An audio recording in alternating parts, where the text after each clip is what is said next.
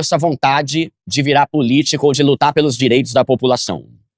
Olha, não é algo inato, e eu acho que quando você pega entrevistas de políticos profissionais, em geral, vai naquela coisa, olha, eu queria cuidar de gente, desde pequeno eu tinha essa vocação de olhar pro povo e falar, quero te olhar. Mentira, nunca tive isso, nunca tive.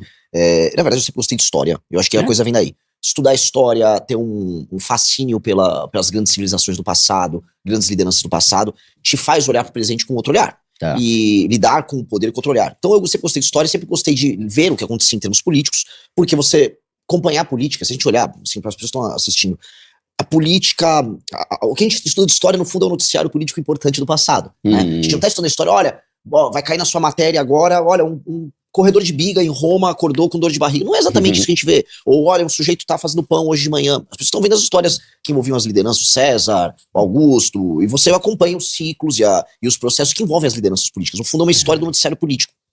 E hoje, né, quando você compara o seu presente com aquele passado, você entende que o seu presente é a continuidade daquela história que você está acompanhando. Tá. Então, você começa a se interessar por ele de outra maneira, você começa a comparar, e você começa, em algum momento, querer interferir. Porque você, ao fazer parte da história política da sua nação, você faz parte da história. E isso é tentador, é muito legal. E aí, quando eu entrei na faculdade de Direito, tinha passado na USP, meus pais, que legal. Aí eu entrei na faculdade de Direito, que era acho que junto com a faculdade de Direito de Recife, a mais antiga do Brasil. Você sentia parte da história. Foram pelo menos uns 9 presidentes. Mas você era um bom aluno então, né, pra entrar na USP, mano. É fácil entrar na USP, hein? Ainda mais de Direito. Era o curso de humanas mais difícil de passar no Brasil. Não sei se ainda é, mas na época era. Tá. Vestibular bem pegado. E eu era um bom aluno. Eu me alfabetizei muito cedo. Aí entra uma coisa que tem a ver, por exemplo, no Pobre Show, né? Coisas de ter uma família de classe média que dão a vantagem, são as pequenas vantagens. Minha mãe, quando eu era criança, não precisava trabalhar. Então minha mãe me acompanhava na escola. Então eu voltava a fazer lição de casa, minha mãe me pegava. Minha mãe era muito chata. Tá. Então dava livrinho pra eu ler, cobrava. Essa coisa da mãe presente enquanto o pai tá trabalhando, são essas pequenas vantagens que, infelizmente, famílias muito humildes não têm. A mãe trabalha. Em vez de gerar o pai ausente, a mãe trabalha. E aí o menino ou a menina não conseguem ter esse acompanhamento que te gera, vamos dizer, o medo de tirar uma nota baixa. Eu lembro que eu tinha medo, assim, apanhar da minha mãe se eu tirar nota baixa. E ao mesmo tempo o estímulo em, fui bem, que legal e tal. Então, esse tipo de coisa, eu acho que gera um efeito positivo.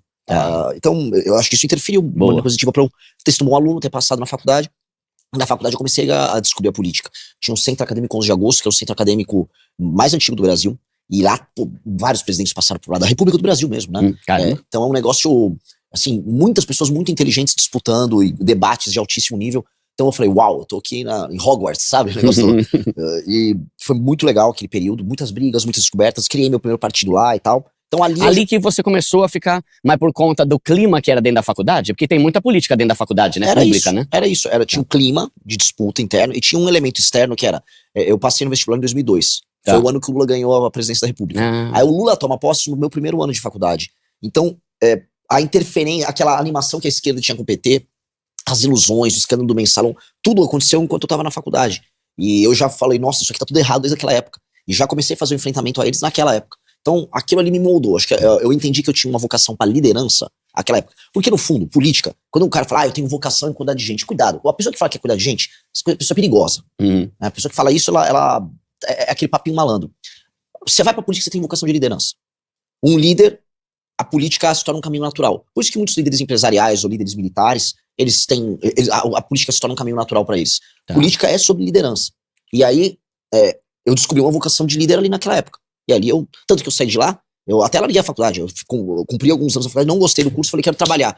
Fui trabalhar e fui ser empresário, então foi muito rápido a transição. Então fui de estudante para empresário para político na mesma sequência. Caramba, E aí, entrando na política, foi quando você e alguns amigos criaram o MBL? Isso foi lá pra 2014. Então passou um tempinho bom aí. Tempão. Nesse ínterim aí você foi empresário? Empresário. O que você tinha? Cara, a partir de 2005, 2006, eu vi assim, eu já tinha sido estagiário de direito, naquela época pré-digitalização. Eu ficava andando com um monte de pilha de coisa no fórum, eu achava aquilo um horror. Aí isso é uma merda, mas é importante, você já começa a circular nos escritórios. Que o lance era você circular nos escritórios pra tentar ser efetivado depois, pra você começar a trabalhar no escritório grande. Eu não tinha vontade de trabalhar em escritório, falei, cara, isso não é pra mim, ficar andando de terno todo dia. Logo eu agora, que tenho se eu ganhar a eleição presidente, vou ter que andar de terno todo dia. Jeito. Não tem que andar de terno todo dia e ter que ficar tomando ordem dos outros, eu nunca gostei. Mas beleza, fazia parte do aprendizado. Aí eu comecei a me desanimar com a faculdade, E ao mesmo tempo, meu pai, ele trabalhava com recuperação de empresa, e eu via ele envolvido em coisas que eu achava muito excitantes, tipo, a empresa tá quebrada, tá em greve, aí ele vai lá, negocia com o banco pra conseguir reaver um crédito, e aí, em cima desse crédito, ele levanta um ativo pra, enfim, pegar mais grana pra recolocar na produção e tal, e era uma coisa de risco, que eu achava, pô, isso aqui é um tesão. E ele trabalhava com isso, foi no período, inclusive, que vem a legislação das recuperações judiciais, acho que a partir de 2005. E ele trabalhava nessa área, eu achava legal, eu fiquei um pouco com ele, aprendendo. Depois eu falei, pô, tinha um departamento de vendas, uma das empresas, a galera que trabalhava com vendas, que era representante comercial, que rodava de carro vendendo, eu falei, vou aprender. Aí eu aprendi a trabalhar com vendas, fiz meu próprio contrato de representante comercial, saí vendendo primeiro luminária, aí depois outros produtos de material de construção. Depois eu falei, pô, eu quero projetar produtos. Eu nunca fui, não sou um cara de exatos, mas você vai, aprende a lidar com fornecedor, aprende a lidar com compra de chapa, aprende com sucateiro. Então eu fui vivendo todo aquele ciclo com atividades conexas. Depois eu fui ter uma empresa de portas e janelas de aço, em que aí sim eu era o proprietário, e eu recuperei ela de 2009, especialmente 2009, 2012. A gente botou pra andar, essa fábrica estava fechada, até que veio uma crise que pegou todo mundo, que é a crise de 2012, 2013. Porque antes de ter tido aquela crise que quebrou o governo Dilma, no setor de metalurgia, você já começou a ter uma baixa. A gente tomou calote, por exemplo, dos Minha Casa Minha Vida, que a época, não, você vai fazer porta de janela de aço, vende pra Minha Casa Minha Vida. Vendemos lá pro Maranhão, uma obra imperatriz, deram calote de todo mundo, o negócio quebrou. E aí, eu falei, eu vou ter que sair fora, eu vou ter que ir pra outra área. E aí, nesse período, em 2013, que tem as manifestações de 2013. E aí eu reencontro o pessoal da minha faculdade, liderando manifestação. Eu falei, não acredito, os caras que eu ganhava lá, que eles estavam liderando um negócio nacional. Aí eu fui, tomei uma manifestação dos caras, e com base naquilo eu falei, putz, cara, dá pra mudar esse país, tô vendo as pessoas acordando. Nisso, junto com um grupo de pessoas, e aí em 14 a gente fundou o MBL. Então faz 12 anos aí que tem o MBL, Movimento Brasil Livre. Tá. Qual que é a diferença, Renan, do MBL com relação a qualquer outro país, tipo Novo, PL, PT, né? Primeiro, é que aí tem umas outras perguntas que eu quero fazer sobre esse negócio de direita e esquerda. Mas, qual que você acha o diferencial do MBL para os outros partidos e por que você criou agora o partido Missão? O MBL já não era um partido? Não, o MBL era um movimento. Tá. Chama Movimento Brasil Livre, ele não tem status de partido, ele não pode participar de eleições, ele não pode ter candidatos. Entendi. A função dele é um movimento de pressão popular, informação de pessoas e divulgação de ideias. Tá. Então a gente forma lideranças, a gente divulga ideias e conceitos. E quem são os nomes que estão envolvidos? O Kim, eu sei que é. O Kim, o Arthur, a Amanda, o Guto, eu, Aí pessoas ao redor do Brasil, assim, são milhares e milhares de pessoas no movimento. E o movimento também criou a ala intelectual dele, que é a Valete, que tem a revista Valete, tem um aplicativo Valete Plus, com a própria editora de livros, que cria, vamos dizer, toda a base ideológica e a base de imaginação, base de imaginário, forma a mente da militância, cria um caminho, um horizonte de Brasil, e, paralelamente, a gente precisava de uma via que permitisse que a gente participasse de eleições e precisava ser um partido. Aí a gente fundou o Partido Missão, que foi uma correria, foi um trabalho gigantesco, foi entre 2023 e 2025. Tá, caramba, 2 anos pra fazer? 2 anos. Isso porque foi o mais rápido da história, né? Nossa. O Novo demorou uns 5, 6 anos. Caramba, assim, foi um trabalho colossal, porque você tem que coletar, você tem que validar no sistema do TSE, passando por cartórios, 543 mil assinaturas. Caramba. Pra isso, tem uma perda. Então você tem que coletar pelo menos umas 800 mil. Agora tenta imaginar ir na rua, porque é todo de papel, convencer 800 mil pessoas a assinarem a abertura de um partido político. Caramba, tá. Num período máximo de 2 anos. É difícil. Porque quando a gente fala, 800 mil, cara, tem que imaginar assim. Se você pegar você no primeiro dia, você é um cara que sabe falar, você é articulado. Você vai chegar no mundo, você vai conseguir 8. Só putz.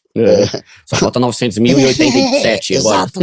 Então assim, meu Deus do céu, aí você vê o tamanho da empreitada. A gente precisa treinar milhares de pessoas, entendendo que elas vão ter que ter uma curva de crescimento da coleta. Algumas chegavam a fazer mais 100 assinaturas dia. Elas eram remuneradas por desempenho, por número de fichas que elas conseguiam. E elas não podiam desistir no caminho, porque muitas pessoas começam assim, eu fiz 10, 8, 9, 11, 10, 13. Ela ficava, mas não vou conseguir. E muitas desistiam. Então a gente tinha que motivar a pessoa e falar, cara, é uma curva de aprendizado. Já você vai entender o melhor horário, a melhor abordagem, vamos dizer, a melhor roupa que você vai colocar. E o melhor, assim, a melhor esquina que você vai buscar uma pessoa pra coletar. E aí o que era 8 vira 15, o que era 15 vira 30, o que era 30 vira 60. O que é 60 vira 120. Então, tinha um processo. Esse processo de aprendizagem fazia diferença entre as pessoas que se tornavam grandes coletores pros piores. E aí tudo é como se fossem vendedores. No fundo, um coletor nosso era um vendedor. Tinha os melhores que ganhavam, vamos dizer, um valor mensal bem substancial, pra você multiplicar por 3,50 que eles recebiam por assinatura. Tinha gente que tirava seus 400, 500 reais por dia. Ali um moleque, né, uma menina assim, às vezes trabalhava 5, 6 horas, tirava 500 conto por um dia, fazia um valor legal. Boa. Aí tinha gente que tirava pra quase 10 pau por mês, coletando ficha. Então isso foi muito, muito foi um aprendizado, um treinamento que fez a gente se profissionalizar como grupo. Tá. E aí a gente bateu todos os recordes. Foi o grupo que mais coletou assinatura, que teve a menor perda, foi o único que conseguiu isso em todos os estados da federação. Então a gente se torna um partido de maneira muito robusta. Tanto que hoje eu posso falar que a gente tem o grupo com a melhor e maior militância do Brasil. Tá. A nossa militância está muito poderosa. O que você define como militância? É o cara que luta pelos direitos dele? Pode ser, a militância em geral tem uma causa. Porque às vezes o militante tem um termo de pejorativo. Chegou o militante chegou aí, militante. né? Pra mim o militante é um termo positivo. Tá. Porque militar por uma causa significa defender uma causa de maneira consistente. Você pode, por exemplo, fazer uma defesa esporádica de um tema que você acha importante. Agora, militar por um tema significa que de maneira consistente você defende aquela causa. Isso deveria ser considerado algo bom. Sim. Aí é ruim ou é bom, dependendo da qualidade da causa. Né? Se defende uma causa retardada, uma causa idiota, aí você tá perdendo seu tempo, mas né, é do jogo, a democracia tem isso. Tá. Agora, o militante de um partido político, de um grupo político, ele tá defendendo um conjunto de valores, um conjunto de propostas, e um grupo que tá se propondo a fazer isso. Tá. E a gente tem uma militância que está num outro nível hoje. Nossa militância, ela entende o sistema de valores nosso, entende o que a gente quer pro Brasil, entende o que a gente tem de propostas. Então, o militante nosso, quando ele entra primeiro no movimento.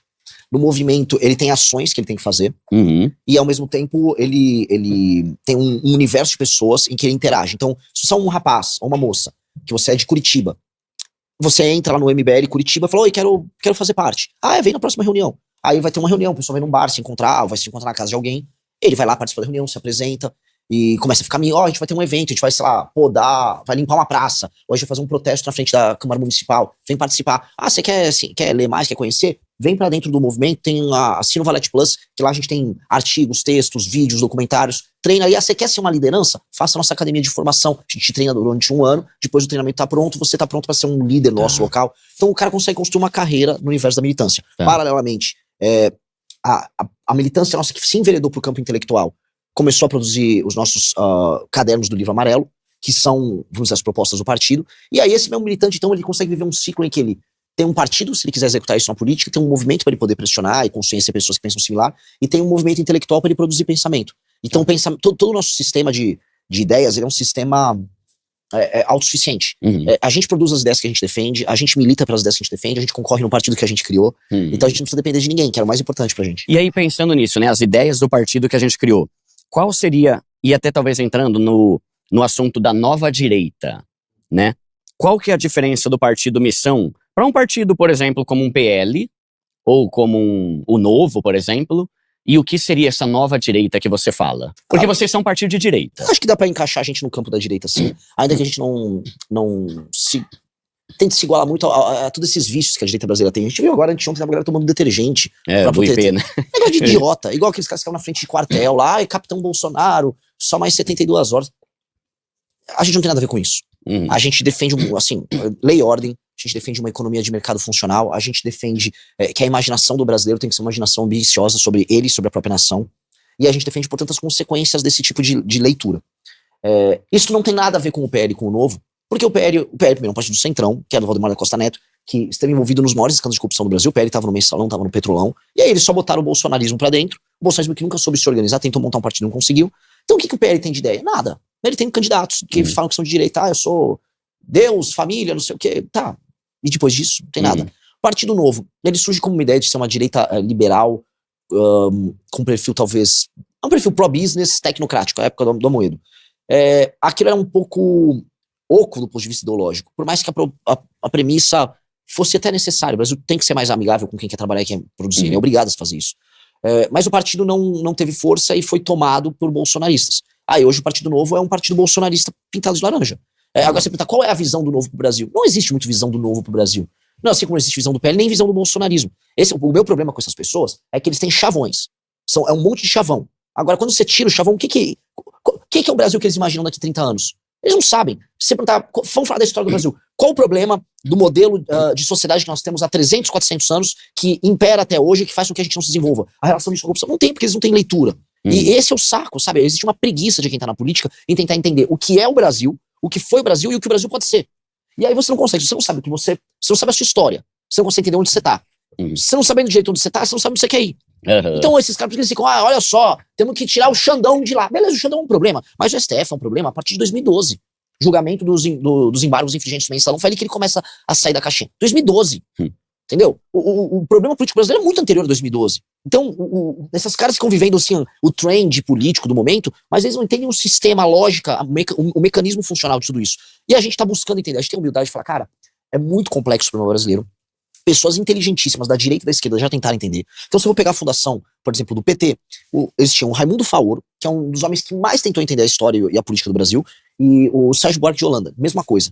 Então, o PT, nosso inimigo, que ferrou a nossa geração, tentou entender. Você vai pegar autores, você vai pegar o UDN. A UDN, que foi um partido mais à direita, com o Carlos Lacerda, o UDN tentou entender, criar uma espécie de um liberalismo urbano aristocrático como uma resposta a um país que estava num processo de crescimento desordenado.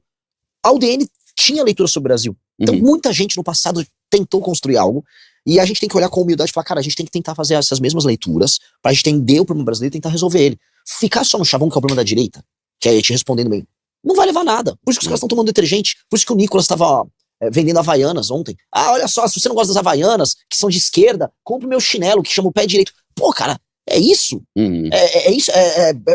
Tirar uma grana em cima de meme. Eu acho tosco. Tá, então, você diria que a sua ideia de nova direita tem a ver com ser uma direita com base nos princípios da direita e não ficar atrás do Bolsonaro?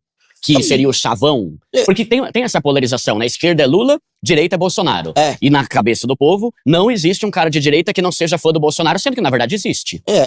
Acho que, a grosso modo, acho que eu vou concordar com você, porque, no fundo, o que eu quero dizer é assim, eu nem me importo muito com o termo direita. Eu quero ter um país que nos próximos 30 anos não tenha mais favela, que a ideia de favela deixe de existir. Um país em que as pessoas realmente tenham grana, que sejam autônomos, não precisam depender do governo para sobreviver, que as desigualdades regionais sejam menores, que viver nas cidades seja uma experiência decente. Viver em São Paulo é muito ruim, mas viver em todas as cidades do Brasil é muito ruim. Todas as casas no Brasil têm muro. Isso não deveria ser normal. Todas as janelas precisam ter um gradil de metal. Você não consegue nem abrir a sua janela. Você tem que ter uma grade de metal porque você vai ser roubado. As ruas são mal arborizadas, as escolas são ruins, nós não temos tecnologia, os produtos no Brasil são caros. Então a experiência de viver no Brasil é toda errada. Eu quero corrigir tudo isso em 30 anos. Como a gente faz para ter isso em 30 anos? Gostou deste conteúdo? Então deixe seu like, inscreva-se no canal e ajude o Partido Missão a levar essas ideias para cada vez mais pessoas. Nos vemos no próximo vídeo.